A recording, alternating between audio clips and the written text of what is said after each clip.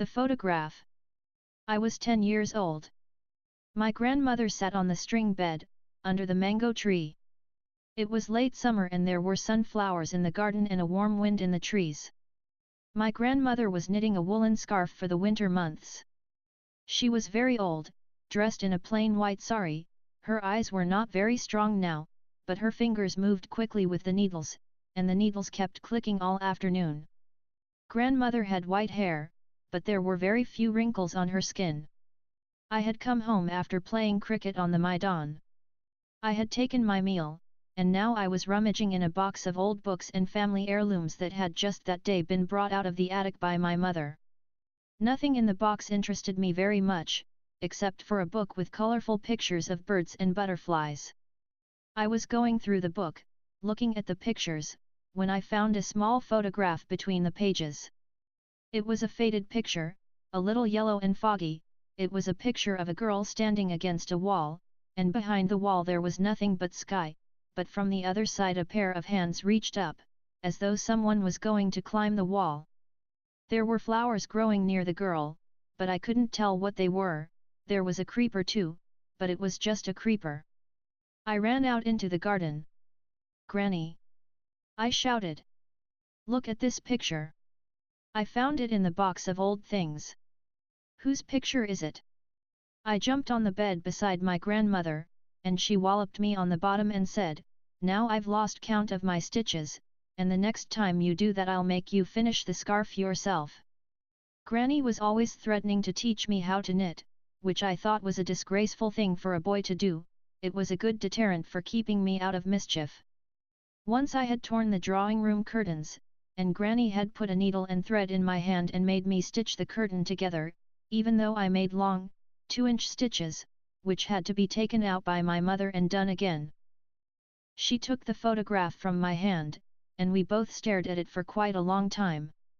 The girl had long, loose hair, and she wore a long dress that nearly covered her ankles, and sleeves that reached her wrists, and there were a lot of bangles on her hands, but, despite all this drapery, the girl appeared to be full of freedom and movement. She stood with her legs apart and her hands on her hips, and she had a wide, almost devilish smile on her face. "Whose picture is it?" I asked. "A little girl's, of course," said grandmother. "Can't you tell?" "Yes, but did you know the girl?" "Yes, I knew her," said Granny, "but she was a very wicked girl and I shouldn't tell you about her. But I'll tell you about the photograph.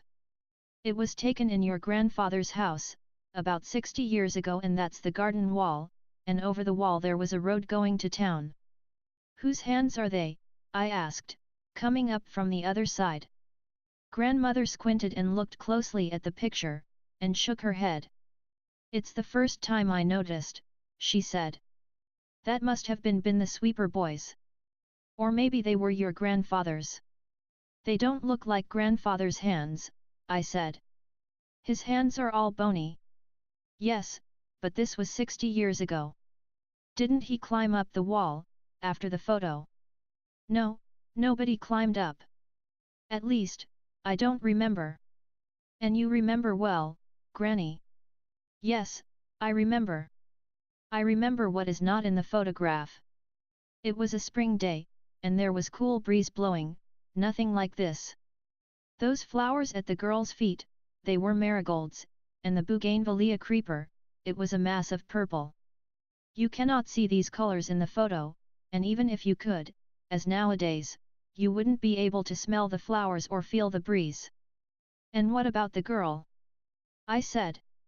"Tell me about the girl." "Well, she was a wicked girl," said Granny. "You don't know the trouble they had getting her into those fine clothes she's wearing." "I think they are terrible clothes," I said. "So did she. Most of the time, she hardly wore a thing. She used to go swimming in a muddy pool with a lot of ruffianly boys, and ride on the backs of buffaloes. No boy ever teased her, though, because she could kick and scratch and pull his hair out." "She looks like it too," I said. "You can tell by the way she's smiling. At any moment something's going to happen." "Something did happen," said Granny. Her mother wouldn't let her take off the clothes afterwards, so she went swimming in them, and lay for half an hour in the mud. I laughed heartily and grandmother laughed too. Who was the girl? I said. You must tell me who she was. No, that wouldn't do, said grandmother. I won't tell you. I knew the girl in the photo was really grandmother, but I pretended I didn't know. I knew, because grandmother still smiled in the same way, even though she didn't have as many teeth. Come on, Granny, I said, tell me, tell me. But grandmother shook her head and carried on with the knitting, and I held the photograph in my hand looking from it to my grandmother and back again, trying to find points in common between the old lady and the little pig-tailed girl. A lemon-colored butterfly settled on the end of grandmother's knitting needle, and stayed there while the needles clicked away. I made a grab at the butterfly, and it flew off in a dipping flight and settled on a sunflower.